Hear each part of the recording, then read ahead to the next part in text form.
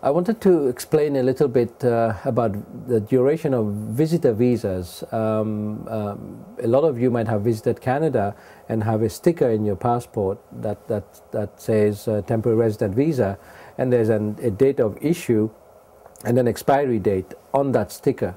And a lot of people think that they can stay in Canada only until that document expires. That's not correct. From the date you enter Canada, from the date that the immigration officer stamps your passport, you have 6 months to stay in Canada, unless an officer puts a specific date that you have to leave by such and such date.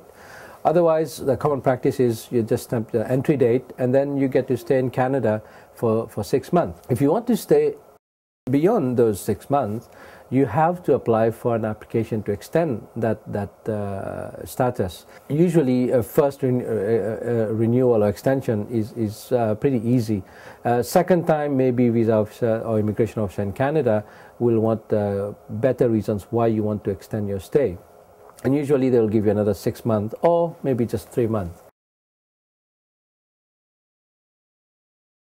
If you have a single entry, once you enter Canada, that document is not valid anymore. You cannot leave and come back. If you have a multiple entry visa, that means you can come and go into Canada for as many times as you like during the validity of that document. That's when that date on the document, on the sticker, becomes important.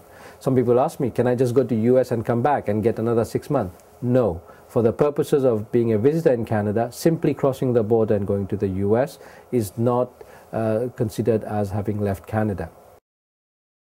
A lot of people also ask me, now I'm in Canada as a visitor, how do I change my status? What can I do to stay here? Well, you can't quite do that just by doing some application to change your application and stay in Canada as an immigrant. You can apply to become a student in Canada. You'll need a study permit for that if your course is more than 6 months. But again, that application has to be processed at an embassy outside Canada. It is not, you don't get to stay in Canada automatically for a longer period of time because you have applied for a student visa or study permit. To get a study permit in Canada, first you'll need a school in Canada to accept you, and a school will usually accept you if you're a genuine student and you meet the minimum entry requirements, and then you have paid all or part of their fees. They will give you an acceptance letter. You need an acceptance letter. You need to prove that you have sufficient funds to live in Canada as a student, to pay for your tuition, to pay for everything else, your living expenses and all that. If you have relatives, that helps. That is part of the proof of the ability to fund your studies. All those documents are required to apply for a study permit outside Canada.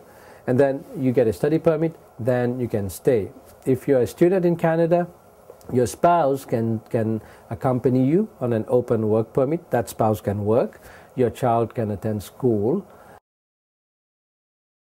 The other way of staying in Canada, once you're here, is to aggressively look for an employer. And if an employer likes what you present to them, they might agree to sponsor you to become an immigrant or to come to Canada on a work permit. I've talked about work permit in previous shows. There is the provincial nominee programs that can help you if you have an employer or if you have a business. If you meet the requirements of the federal skilled worker program, then you have to apply. Again, that application has to go outside Canada. It does not mean that simply because you have applied to immigrate to Canada as a federal skilled worker or under the PNP program or as a business immigrant that you can stay. You still have to extend your stay in Canada as a visitor. You do not have health coverage while you're a visitor. You have to get your own private health coverage.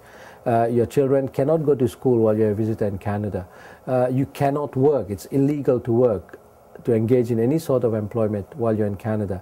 But you can use the time very well to interview with people, with employers. If you're interested in business, to look around, find business opportunities. There are huge, huge potentials in Canada. While you're visiting your relatives, while you're exploring this beautiful country, you can also make the most by talking to the right people so that you get the right advice to plan your immigration wisely. If you come from a country that does not need, you're visa exempt from coming to Canada. You don't need a visa. For instance, if you're in the UK or Japan, you don't need a visa. The date you enter Canada is the crucial date. You can only stay here for 6 months. You cannot stay indefinitely simply because you don't need a visa to come to Canada because you're from UK, Japan or the United States. You still have to get an extension if you want to stay beyond 6 months. Same rules apply to anyone, except you can come and go as you please without having to apply for a visa. So get the right advice, make the most of your time in Canada. Talk to experienced lawyers. There are many experienced immigration lawyers in Canada. Remember, there's a difference between lawyers and consultants. There are some good consultants, but also be careful of people who promise a lot of things. So talk to the right people, and hopefully we'll be able to say welcome to Canada in a few months or years.